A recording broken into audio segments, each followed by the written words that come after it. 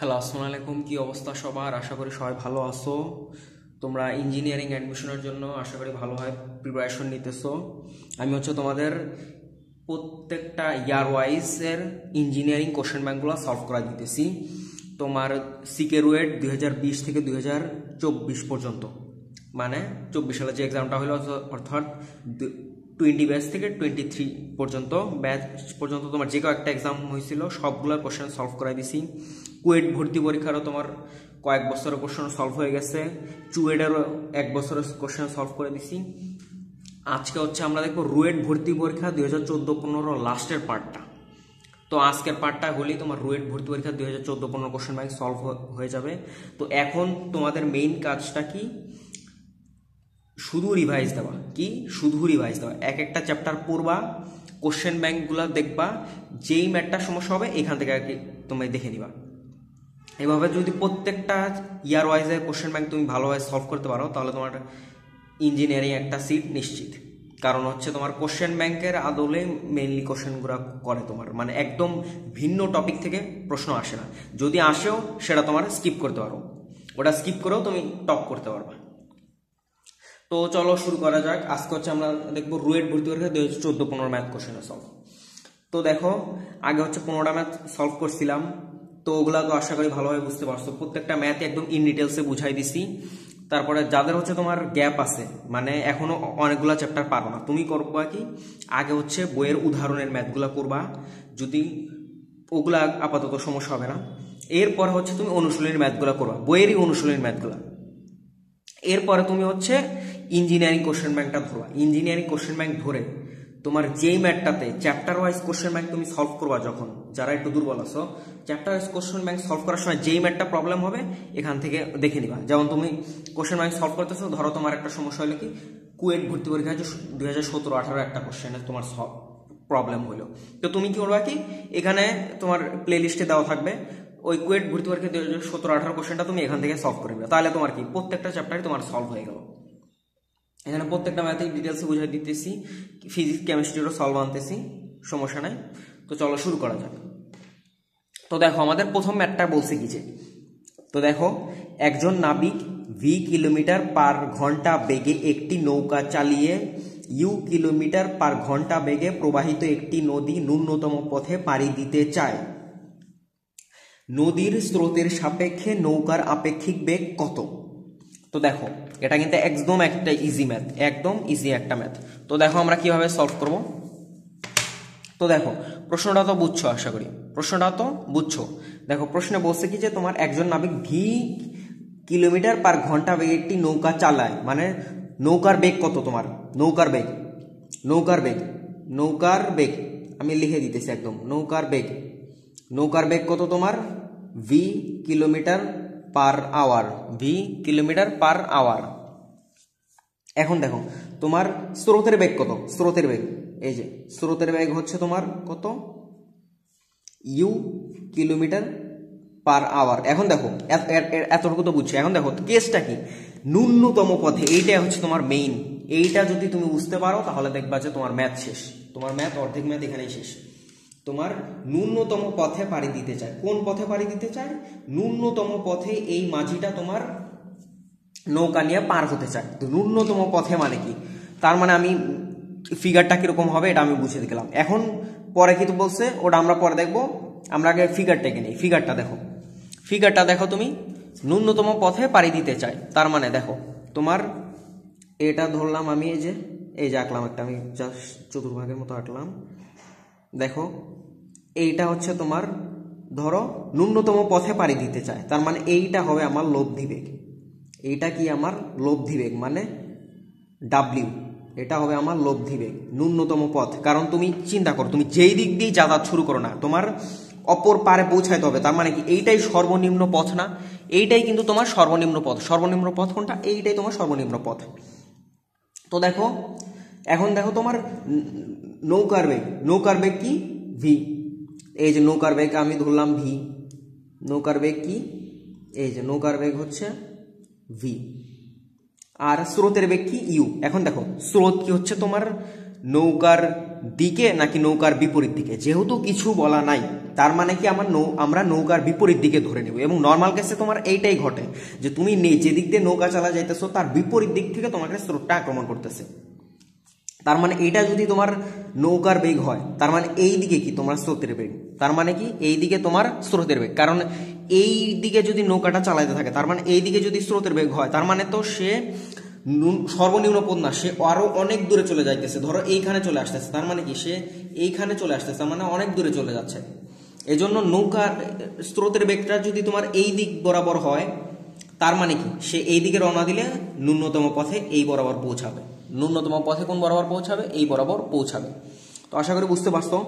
তো এই দিকে তোমার হচ্ছে ইউ এর বেগটা। তার মানে কি দেখো, আচ্ছা দেখো, লব্ধিটা এই বরাবর কখন হওয়া সম্ভব এবং আমরা একটা ভেক্টরের লব্ধি কখন বের করতে পারবো? দেখো এই তিনটা কি একটা ভেক্টর না? এটা হচ্ছে তোমার নৌকার বেগ, এটা হচ্ছে স্রোতের বেগ, এটা হচ্ছে তোমার লব্ধি। সে লব্ধি ভাবে কোন দিকে যাবে? সে একদম পারের ঠিক অপর বরাবর যাবে, মানে একদম কোনাকুনি ভাবে পার হবে। তার মানে কি আমরা যদি কোনো ভেক্টর লব্ধি বের করতে চাই, তাহলে কি তিনটা ভেক্টরেরই তোমার আদিবিন্দু সেম হইতে হবে। তিনটা ভেক্টরের কি হইতে হবে? আদিবিন্দু সেম হইতে হবে। দেখো এই ভেক্টরটার আদিবিন্দু কই? এইখানে। এই ভেক্টরটার আদিবিন্দু কই? এইখানে। এখন যদি আমি এই ভেক্টরটা নিয়ে আসি, তাহলে এই আমি আপাতত যেখানে দাগ দিছি, এই ভেক্টরটার আদিবিন্দু কোথায়? এই জায়গায় চলে যাচ্ছে না? এটা কি হবে? না, হবে না। তার মানে কি আমার এই ভেক্টরটার আদিবিন্দু হবে এই দিক বরাবর। কোন দিক বরাবর? এই দিক বরাবর। তার মানে এইটা হচ্ছে আমার ইউ, স্রোতের বেগ, এইটা হচ্ছে আমার ভি, আর এইটা হচ্ছে আমার ডাব্লিউ। এটা হচ্ছে আমার কি? ডাব্লিউ। এটা হচ্ছে আমার কি? ডাব্লিউ। এখন দেখো, তুমি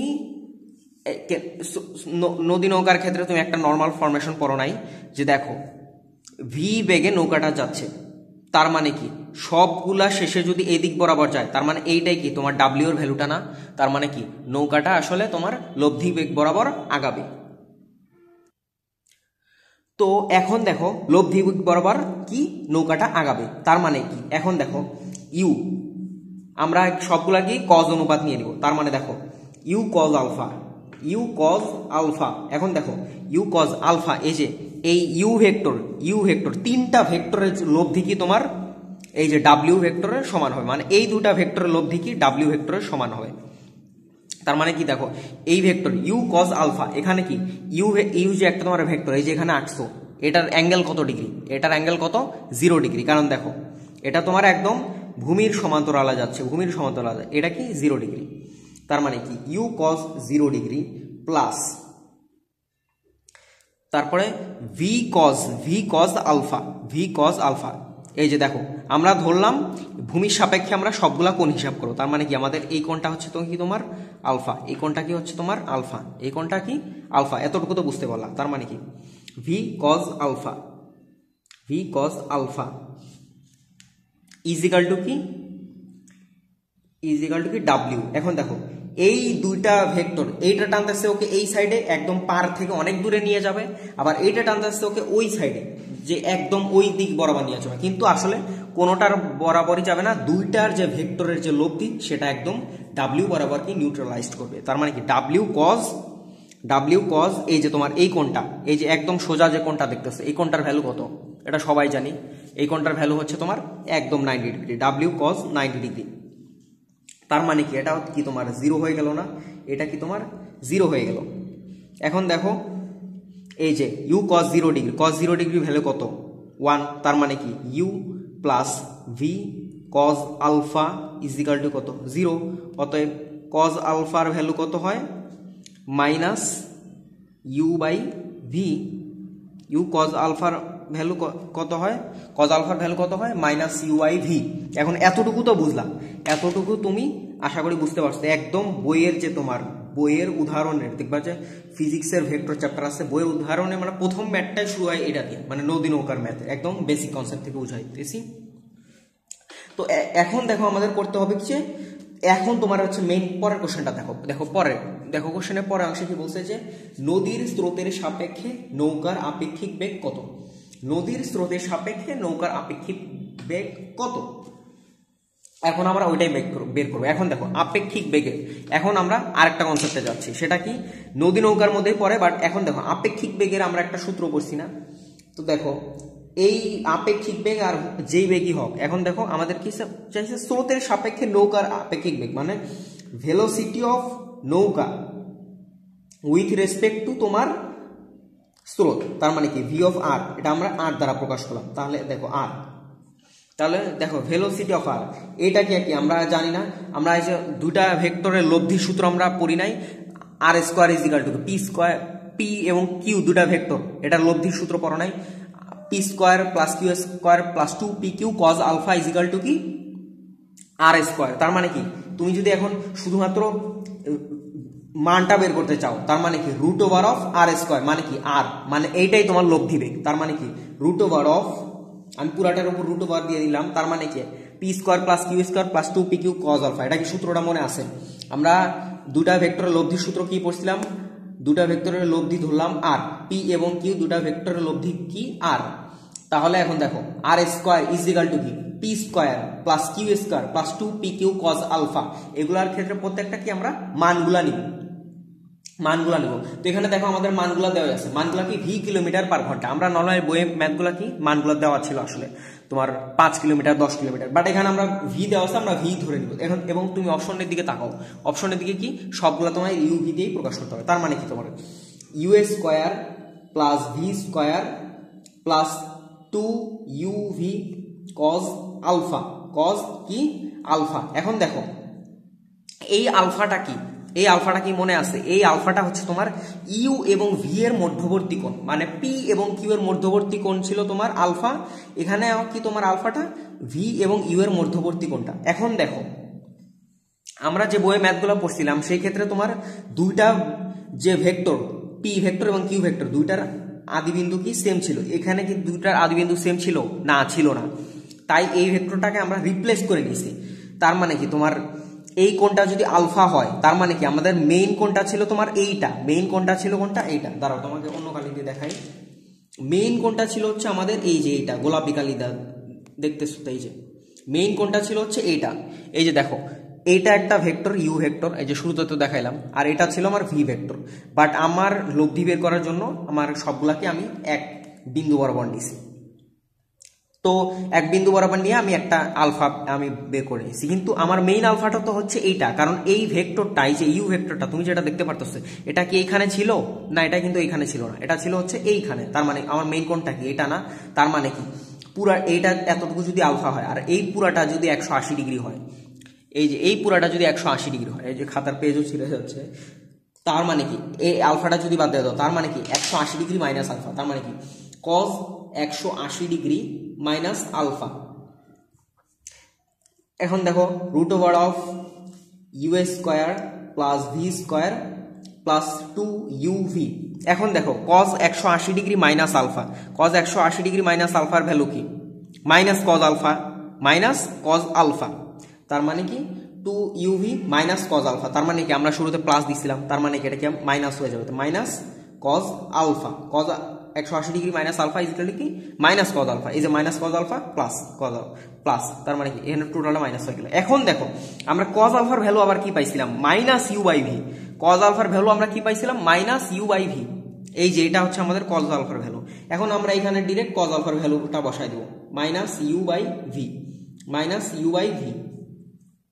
তাহলে দেখো তুমি যদি রুট করে নাও তাহলে দেখো তোমার কি আসতেছে, এখানে মাইনাস মাইনাস কি আবার প্লাস হয়ে যাচ্ছে। এখানে দেখো শুরুতে একটা মাইনাস ছিল, এখানে আরেকটা মাইনাস আসছে, তার মানে কি আবার কি প্লাস হয়ে যাচ্ছে। তার মানে কি u square plus v square plus 2uv u by v, 2uv u by V.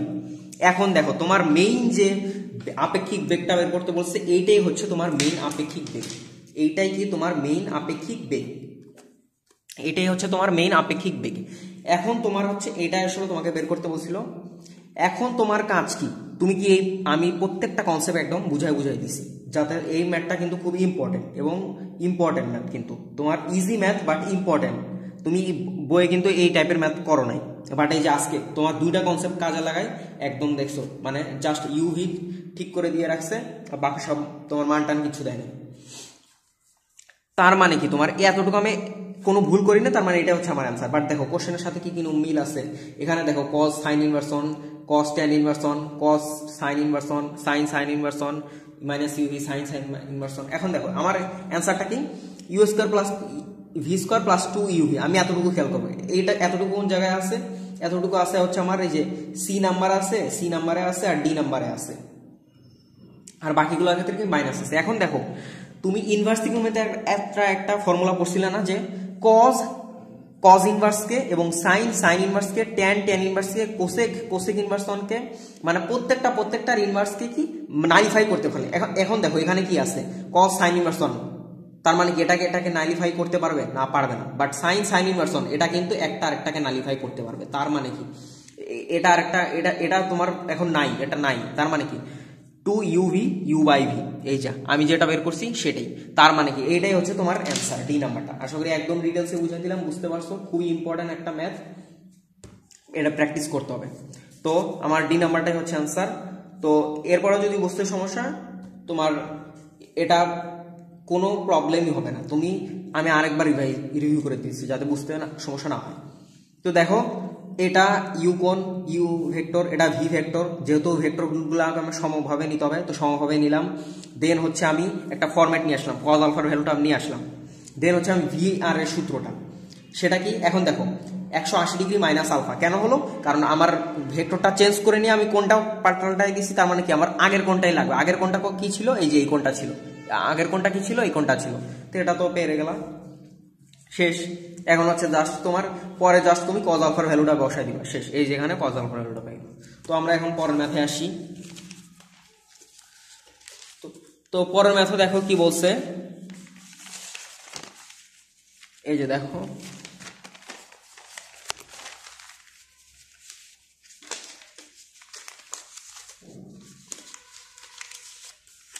আচ্ছা, তো পরের ম্যাথে দেখো কি বলছে, যে এটাও একটা ইজি ম্যাথ। জাস্ট এবার আমরা কলম ধরবোই না, ডিরেক্ট সব ক্যালকুলেটার করে ফেলবো, ডিরেক্ট ক্যালকুলেটার করে ফেলবো। তো দেখো তোমার এই যে এখন ঠিক আছে। দেখো তো A equal to A plus I A B minus I C plus I D সমীকরণে এ বি সি ডি ধনাত্মক বাস্তব সংখ্যা এবং শূন্যের চেয়ে বড়, c is greater than b হলে এর মান, এর আর্গুমেন্ট থিটা কত। তো এটার জন্য আমরা কি করব, ডিরেক্ট ক্যালকুলেটর নিব, এই যে দেখো। তো হচ্ছে মুড অন করলাম। তো প্রথমে কি কমপ্লেক্স মুডের মধ্যে দিতে হবে, তার মানে কি মুড 2 কমপ্লেক্স মুড। দেন হচ্ছে আমরা কিসে বল করছে, আর্গুমেন্ট, তার মানে কি শিফট দেন 2, মানে কমপ্লেক্স মুডের যেসব ফিচার আছে যেমন আর্গুমেন্ট, কনজুগেট, আর থিটা, এ প্লাস বিআই, তুমি এগুলো এখন পেয়ে যাও। মানে শিফট হয়ে তুমি যদি 2তে চাপ দাও তাহলে কমপ্লেক্স মুডের সেই ফিচারগুলো পেয়ে যাবে। এখন তুমি যদি দেখো, তুমি যদি হচ্ছে ম্যাট্রিক্সে নিয়ে যাও 6, এখন তুমি ম্যাট্রিক্সের ফিচারগুলো পাবো। আবার তুমি এই যে বেজে নিয়ে গেলে বেজের ফিচারগুলো পাবো। তো আমরা হচ্ছে কমপ্লেক্স মুডে ছিলাম, তো কমপ্লেক্স মুডে যাই। তো আমরা কিসের আর্গুমেন্ট, এই যে 1 নাম্বারটা জাস্ট আর্গুমেন্ট। দেখো আমাদের রাশিটা কি দেওয়া আছে, এ প্লাস আই এ। এখন দেখো এ বি সি ডি যে কোনো ধনাত্মক বাস্তব সংখ্যা, আমাকে বলে দিছে আমার একদম ফ্রিলি মতো, তুমি ইচ্ছা মতো বসাবা। আমি একটা ভ্যালু ধরে বসাবো, তুমি বাসায় আরো 3-4টা ভ্যালু ধরে বসাবো। তার মানে তো এই টাইপের ম্যাথগুলো প্র্যাকটিস করতে হবে অনেক বেশি, কারণ সব জায়গায় কিন্তু এখন এমসিকিউ, সব জায়গায় কিন্তু তোমার এখন এমসিকিউ, মানে বুয়েটের রিটেন, বুটেক্সের রিটেন আর এমআইএসটি। তো তোমার এই এমসিকিউগুলা, তোমার এই টাইপের এমসিকিউ আসার সম্ভাবনা বেশি, কারণ এগুলো তোমার জাস্ট কনসেপ্ট দিয়ে করতে হবে, যে তোমার বুঝতে হবে যে কিভাবে। তো আর্গুমেন্ট অফ দেখো এ প্লাস আই এ, দেখো এ বি সি ডি ধনাত্মক বাস্তব সংখ্যা। তো এর ভ্যালু আমি ধরে নিলাম 1 plus 1i divided by b minus I c. এখানে কি বলা আছে, c is greater than b, এটাই হচ্ছে তোমার কিওয়ার্ড। তোমার কিওয়ার্ড কোনটা, এই যে এটা যদি তুমি ধরতে পারো তাহলে ম্যাথ শেষ। তো দেখো সি, তার মানে কি বি এর ভ্যালু আমি 2 বসায় নেব, 2 মাইনাস 3i, তাই সি এর ভ্যালু আমি 3 বসাবো। দেন হচ্ছে তোমার আইডি, ডি এর ভ্যালু আমি ইচ্ছা মতো বসাবো, 5 4 10, আমি 10 বসাইলাম, যাও 10 আই। এখন দেখো আর্গুমেন্টটা কত আসে, 90.42, এটা কি আমার ডিগ্রিতে, কারণ আমার দেখো ক্যালকুলেটারে মুডটা কি আছে, ডিতে। ক্যালকুলেটারে আমার মুডটা কি আছে, ডিতে আছে, এই যে দেখো ডিতে আছে, তার মানে কি আমি ডিগ্রিতে ভ্যালুটা পেলাম। তো দেখো তোমার অপশনগুলোতে কি বলছে, এখন দেখো 90.42 ডিগ্রি, এখন দেখো 90 ডিগ্রি থেকে বড়, থিটা ডিগ্রি 180 ডিগ্রি থেকে ছোট। এখন দেখো তোমার রেঞ্জগুলো দেখলেই বুঝবা যে তোমার 90 ডিগ্রি থেকে কি বড় হচ্ছে, আমি কোনটা 90 ডিগ্রি থেকে বড় হচ্ছে। এখন আমি 10-এর জায়গায় আমি 100 বসাই দিলাম, যাও 1000 10,000 বসাই দিলাম, দেখছো এখন কত আসছে 90.00004, তাও কিন্তু তোমার 90 হচ্ছে না, তাও তোমার কি 90 হচ্ছে না। তার মানে কি আমার কোনটা কি 90 ডিগ্রি থেকে 180 ডিগ্রির মধ্যে, কারণ 90 ডিগ্রি থেকে বড় হবে। এই যে এটা কি -90 থেকে বড়, এটা কি 90 ডিগ্রি থেকে ছোট, 180 ডিগ্রি থেকে বড়, এগুলো হবে না। তো আমার অ্যান্সারটা কি বি নাম্বারটা, এই যে 90 ডিগ্রি থেকে বড় হবে। তো এটা আশা করি বুঝতে পারছো, সমস্যা নাই। এখন দেখো পরের ম্যাথে আসি। তো এটা ইজি ম্যাথ, এই টাইপের ম্যাথ প্র্যাকটিস করবা, তুমি ইচ্ছা মতো মানগুলো বসায় দিয়ে ইয়া করো, তোমার এই যে এইটা বুঝতে পারলেই তোমার ম্যাথ শেষ। এই যে c is greater than b, c is greater than b. এখন দেখো পরের ম্যাথে আসি। পরের ম্যাথে দেখো বলছি কি যে x² + a² + b² = 1 উপবৃত্তের ক্ষেত্রফল কত। এটা একদম মুখস্থ তোমার পাই এবি। তুমি একটা উপবৃত্ত আঁকবা, দেন তুমি হচ্ছে একটা প্যারাবোলার ক্ষেত্রফল নিবা, আরেকবার প্যারাবোলার ক্ষেত্রফল নিবা, দেন তুমি আবার ইন্টিগ্রেশন করে করবা আর কি। তুমি কয়েকভাবে প্রমাণের ক্ষেত্রফলটা আর কি করতে পারো, তবে এই ইয়ারটার ক্ষেত্রে মনে রাখবা পাই এবি। এখন দেখো পাই এবি কিভাবে হলো, তোমার যদি পরীক্ষার হলে মনেও না থাকে, তুমি যদি পরীক্ষার হলে ভুলে যাও যে এটা একটা উপবৃত্তের সমীকরণ, তোমাকে যদি বলে না দেয় যে এটাই যে এই যে তোমাকে বলে দিল যে এত এর ক্ষেত্রফল কত, এত এর ক্ষেত্রফল কত, তুমি ভুলে গেছো, পরীক্ষার হলে তুমি ভুলেই গেছো যে উপবৃত্ত কি জিনিস। তার মানে দেখো, আচ্ছা দেখো x² + y² = 1। আচ্ছা দেখো তো এই জিনিসটা, এটাকে আমি জিনিস হিসেবে ধরলাম, এই জিনিসটার ক্ষেত্রফল কত 1, কারণ ঠিক 1 পাই আর স্কোয়ার, পাই আর স্কোয়ার না, পাই শুধুমাত্র পাই আর স্কোয়ার। এটা কি আমার ব্যাসার্ধ আর এটা কি আমার বৃত্তের একটা সমীকরণ। তাহলে দেখো এটা 1 কেন হলো, এখন দেখো x² / 1 + y² / 1, এজন্য কি তোমার পাই × 1 × 1। এখন দেখো এখানে যদি আমি 4 বসাই দিই আর এখানে যদি আমি 9 বসাই দিই, তাহলে তুমি এটাকে কি শুরুতে রুট করবা, নিচেরটাকে রুট করবা, তাহলে পাই × 2 × √9 মানে কি 3, তার মানে কি 6 পাই। তার মানে কি বৃত্তেরটা থেকেই কিন্তু তোমার চলে আসছে, মানে বৃত্তের ক্ষেত্রফল যদি তুমি পারো তার মানে উপবৃত্তের ক্ষেত্রফলটাও তুমি পারো। তো এটাও গেল। এখন হচ্ছে আমরা পরের ম্যাথে আসি। তো প্রত্যেকটা ম্যাথের ডিটেলসে বুঝিয়ে দিতেছি, এগুলো আমি একবার করাই দিলাম, তুমি বাসায় আবার প্র্যাকটিস করবা। এই ভিডিওটা দেখার শেষে তুমি আবার মনে করো যে আবার প্র্যাকটিস করবা, মানে ক্যালকুলেটারের উপর তোমার দক্ষতা বেশি বাড়াইতে হবে, কারণ ক্যালকুলেটার দিয়ে পরীক্ষার হল দেখবে যে অনেক ম্যাথ সলভ হয়ে গেছে। এই যে এটা কিন্তু আমরা ধরলামই না, ক্যালকুলেটার আমরা ধরলামই না, মানে খাতার কলম ধরলামই না। এখন হচ্ছে আমার 19 নম্বর ম্যাথটা।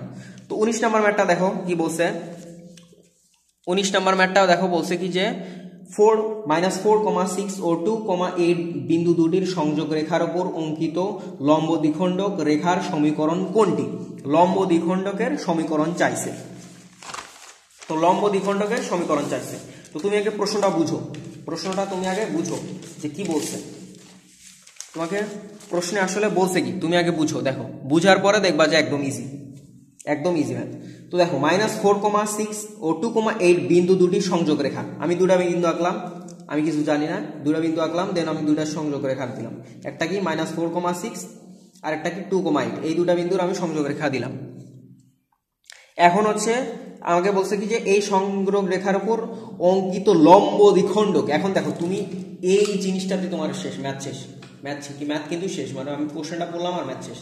কিভাবে লম্ব দ্বিখণ্ডক, লম্ব দ্বিখণ্ডক মানে কি তোমার এমন একটা সমদ্বিখণ্ডক যেটা তোমার এই পুরা সরলরেখাটাকে দুই ভাগে ভাগ করবে, এই পুরা সরলরেখাটাকে কি দুই ভাগে ভাগ করবে, সেটাই কি তোমার লম্ব দ্বিখণ্ডক। সেই লম্ব দ্বিখণ্ডকের সমীকরণটাই তোমাকে জানতে চাইছে। তো লম্ব দ্বিখণ্ডক, তো তুমি করবা কি, এই যে লম্ব দ্বিখণ্ডকের সমীকরণ, আমরা এই সরলরেখার সমীকরণ জানি, তাহলে এই সরলরেখার সমীকরণ বের করতে পারবো না। আমরা শুরুতে আগে এই সরলরেখার ঢাল বের করি। এই সরলরেখার ঢাল কি তোমার ∂y/∂x, ∂y/∂x, তার মানে কি তোমার এই যে 8, তুমি সেকেন্ডটা ধরো 8 - 6, 8 - 6 ডিভাইডেড বাই 2 - 4, তাহলে 2 - 4, 2 - of -4, 2 - of -4, তার মানে কি 8 - 6 কত, -2 ডিভাইডেড বাই 6 মানে কত -1/3, -1/3। এটা এই সরলরেখার আমরা ধার পেয়ে গেলাম। আমরা কোন সরলরেখার ধার পেলাম, এই সরলরেখাটা আমরা ধার পেয়ে গেলাম। এখন দেখো এই সরলরেখার কোন সরলরেখার উপর লম্ব সরলরেখার সমীকরণটা কি, তুমি চিন্তা করবা এই সরলরেখার ঢাল এবং এই সরলরেখার ঢাল গুণ করলে কি হবে, -1। কেন -1 হবে? দুটি সরলরেখার একে অপরের উপর লম্ব হলে তাদের ঢাল দেওয়ার গুণফল কত, -1 হয়। তার মানে কি, তোমার এই সরলরেখার ঢাল যদি -1/3 হয়, তার মানে কি তোমার এখন যে আমার যেই সরলরেখাটা লাগবে, এই যে এই সরলরেখা, তাহলে এই সরলরেখার ঢাল কি হবে, -1/3 মানে ইনভার্স 1। তার মানে কি তোমার এটা আসতেছে হচ্ছে 3, জাস্ট 3 আসতেছে, মানে তোমার জাস্ট গুণ করবা দুইটা সরলরেখার ঢাল গুণফল হচ্ছে তোমার -1। তার মানে কি এটা জাস্ট তোমার 3 চলে আসতেছে। -1/3 তার মানে কি এটা হচ্ছে -3 হয়ে যাচ্ছে, -3 মানে কি +3। তার মানে এই সরলরেখার ঢাল হচ্ছে আমার +3। এবং এই সরলরেখাটা কোন বিন্দুগামী, এই সরলরেখাটা তোমার কোন বিন্দুগামী এটাকে তুমি জানো, অবশ্যই জানো। কিভাবে জানো, এই সরলরেখার যে তোমার কেন্দ্রবিন্দু, এই যে দেখো যেই পয়েন্টে এই সরলরেখা এবং এই সরলরেখা ইন্টারসেক্ট করছে, মানে দুটি সরলরেখার মধ্যবিন্দু, সেটা কি তুমি জানো না, -4 + 2 ডিভাইডেড বাই 2, 6 + 8 ডিভাইডেড বাই 2 মানে কত আসে, -4 + 2 তার মানে কত, -2 ডিভাইডেড বাই 2 মানে -1, 6 + 8 মানে 14, 6 + 8 মানে কত, 14, 14/2 মানে কত, 7, -1,7। এখন দেখো -1,7 বিন্দুগামী এবং 3 ঢাল বিশিষ্ট একটি সরলরেখার সমীকরণ, এটা আবার কে না পারবে, তুমি অবশ্যই পারবা।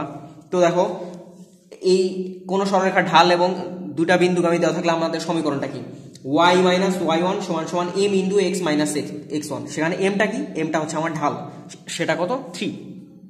তার মানে y - y1 এর ভ্যালু কত, 7, y - 7 = m, m এর ভ্যালু কত, 3। এই যে এটা হচ্ছে আমার ঢাল, ঢাল কোনটা আমার, এই যে এটা হচ্ছে আমার ঢাল, 3 × x - x1, x - x1, x1 এর ভ্যালু কত, -1। তার মানে কি এটা কি +1 হয়ে যাবে।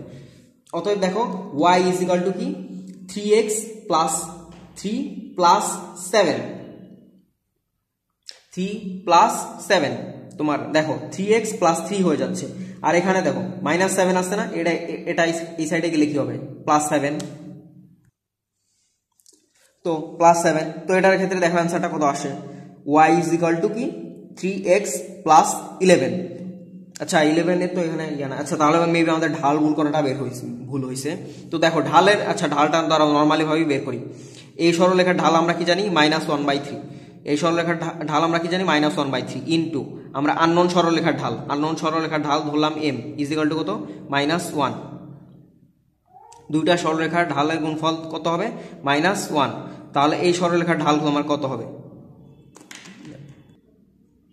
তো এটা তো তোমার কত হবে, আচ্ছা দেখো 8 - 6 এখানে হচ্ছে আমি -2 দিয়ে গেছি, এখানে হচ্ছে +2 হবে। তার মানে কি এইটার ক্ষেত্রে হয় +1/3, তার মানে এটা কি -3 হবে। মানে এই সরলরেখার ঢাল আসলে কত, -3। এই সরলরেখার ঢালটা কত, -3 সরি একটু ভুল হয়ে গেছে। তো এই সরলরেখার ঢাল কত, -3, তাহলে -3x - 3 + 7 তার মানে কত আসতেছে, দেখো আবার y - y1 এর ভ্যালু কত পাইছি আমরা, 7, y - 7 = কি ঢালটা কত আসতেছে তোমার, -3। কারণ দেখো 8 - 6 এটা কত, +2 হবে, আমি হচ্ছে -2 ধরে করছি, 8 - 6টা কি হবে, +2। তার মানে কি তোমার -3, এই সরলরেখার ঢাল কত, তাহলে -3 হবে, কারণ এই সরলরেখার ঢাল ইনটু m = কি -1। তার মানে কি এই 3টাকে যদি এই সাইডে নিয়ে যাও, তাহলে m এর ভ্যালু কত আসতেছে, -3। m এর ভ্যালু তোমার কত আসতেছে, -3। m এর ভ্যালু কত আসতেছে তোমার, -3 ইনটু x - x1 মানে কত, +1। তোমার এখানে যেহেতু -1, অতএব কি y = কি -3x - 3 + 7 তার মানে -3x + 4। অতএব y = কি -3x + 4। অতএব y = কি -3x + 4। সবাই এই ম্যাথটা বুঝতে পারছো, একদম ইজি একটা ম্যাথ। তোমার মাঝখানে হচ্ছে যে এই যে ঢাল নির্ণয় হচ্ছে প্রবলেম হয়ে গেছিল। তো এখন আমরা পরে ম্যাথে আসি। আজকে হচ্ছে আমাদের একদম লাস্টের ম্যাথটা এবং সবচেয়ে ইম্পর্টেন্ট ম্যাথটা, সবচেয়ে ইম্পর্টেন্ট এবং লাস্টের ম্যাথটা আর কি বলতে পারো, যে তোমার সবচেয়ে ইম্পর্টেন্ট আর কি, সবচেয়ে ইম্পর্টেন্ট মানে এটা তোমার রুয়েটাই একবার আসছিল, এরপর আর কোনো রিপিট হয় নাই, তো যে কোনো সময় আসতে পারে।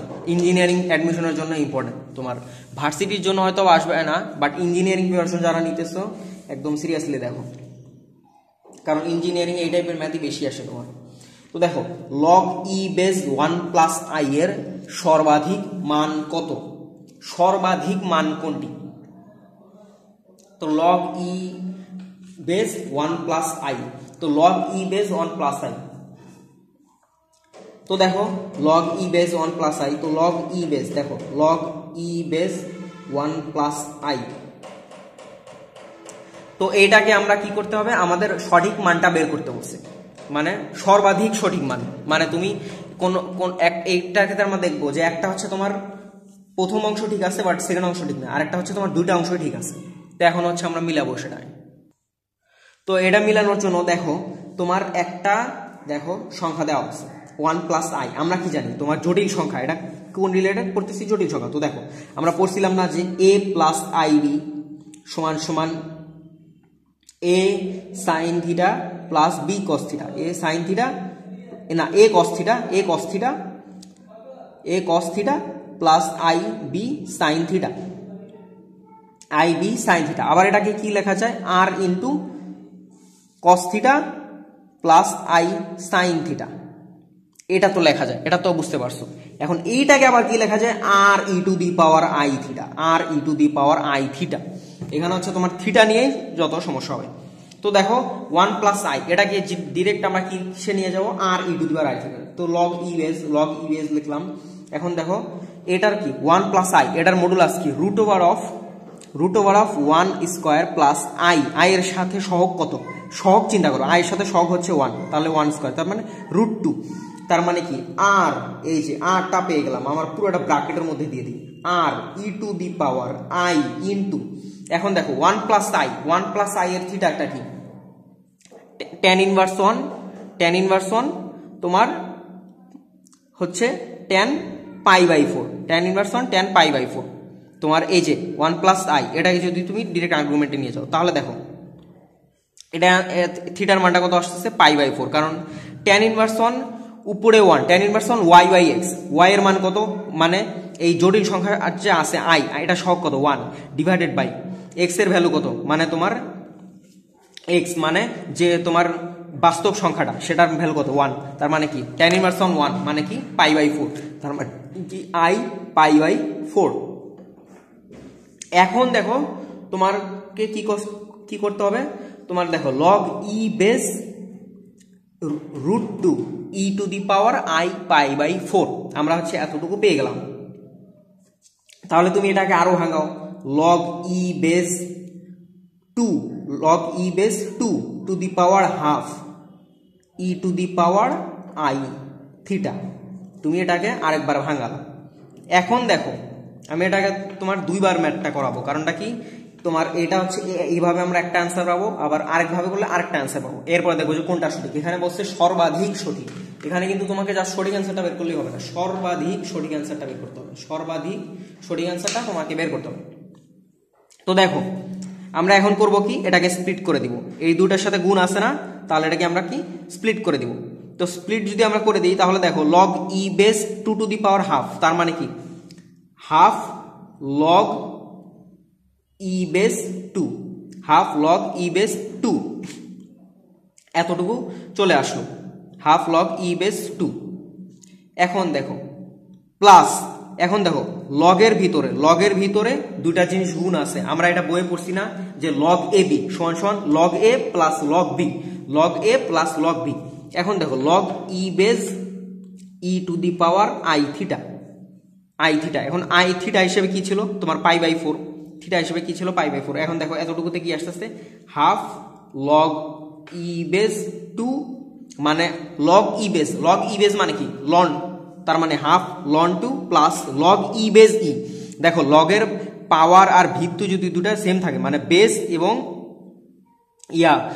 তোমার যে ভিত্তিটা সেটা যদি সেম থাকে সেক্ষেত্রে তোমার কি 1 হয়ে যায়, তার মানে কি আই পাই বাই 4 মানে কত আই ইন্টু পাই বাই 4, তার মানে কি আমাদের অ্যান্সার কোনটা আসতেছে, এই যে half into log e base i pi by 4, half into log e base i pi by 4, এটা হচ্ছে আমরা অ্যান্সার পেলাম। এখন দেখো তোমার প্রশ্নটা দেখো, তোমার প্রশ্নে কি প্রথম অ্যান্সারটাই এটা দেওয়া আছে, কিন্তু কথা হচ্ছে তোমার এত কষ্ট করে যে করাইলাম প্রথমটা কি অ্যান্সার হবে না, প্রথমটা অ্যান্সার হবে না, প্রথমটা কেন অ্যান্সার হবে না, কারণ হচ্ছে তোমার এই ক্ষেত্রে হচ্ছে তোমার আমরা যে থিটার ভ্যালু π/4 নিছি, আমাদের শুধু π/4 নিলে হবে না, সেক্ষেত্রে আমাদের কি তোমার যে কোনো কিছুর মান নিতে হলে তোমার ইনভার্স ত্রিকোণমিতিতে পড়বা যে সেক্ষেত্রে তোমার হচ্ছে cos 2nπ plus theta, cos 2nπ plus theta, cos 2nπ plus theta কিভাবে নিতে হবে তোমার মানটা cos 2nπ প্লাস থিটা। তো এই ক্ষেত্রে দেখো আমরা হচ্ছে ওইভাবেই নিব, তার মানে কি তোমার log e base 2 to the power half into e two the power i into থিটার ভ্যালু কি,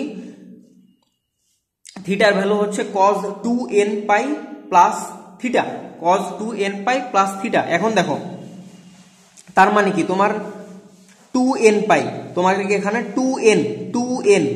2nπ প্লাস π/4, 2nπ প্লাস π/4 মানে তোমার থিটার ভ্যালুটা কি শুধু তোমার যে π/4 নিলে হবে না, এখানে কি তোমার 2nπটা যোগ করতে হবে, কারণ 2nπ দিলে তোমার দেখো হোয়ার n is a integer number, where n is a কি ইন্টিজার নাম্বার, এখানে কি তোমার n এর ভ্যালু কোনো ইন্টিজার নাম্বার ছিল না, এখানে ছিল না। এই ক্ষেত্রে তুমি যে অ্যান্সারটা বের করছো এটা শুধুমাত্র একটা কেসের জন্যই প্রযোজ্য, but where n is a integer number যদি তুমি এটা উল্লেখ করো তাহলে তুমি n এর ভ্যালু ইচ্ছা মতো একদম রেঞ্জের মধ্যে বসাইতে পারবা। n এর ভ্যালু কি তোমার 0 থেকে ইনফিনিটি পর্যন্ত তুমি ইচ্ছা মতো বসাতে পারবা এবং তুমি অ্যান্সারও পাবা, বাট এইটার ক্ষেত্রে কি তুমি একটা মাত্র অ্যান্সারে সীমাবদ্ধ হয়ে যাচ্ছ, এজন্য তোমার থিটার ভ্যালু কি cos 2nπ প্লাস থিটা এইটা আকারে বসাইতে হবে। তো দেখো log e base 2 into power half into e two the power i 2n plus 1 পাই এইভাবে, তাহলে এটাকে যদি তুমি ভাঙাও তাহলে কি আস্তে আস্তে হাফ log e বেস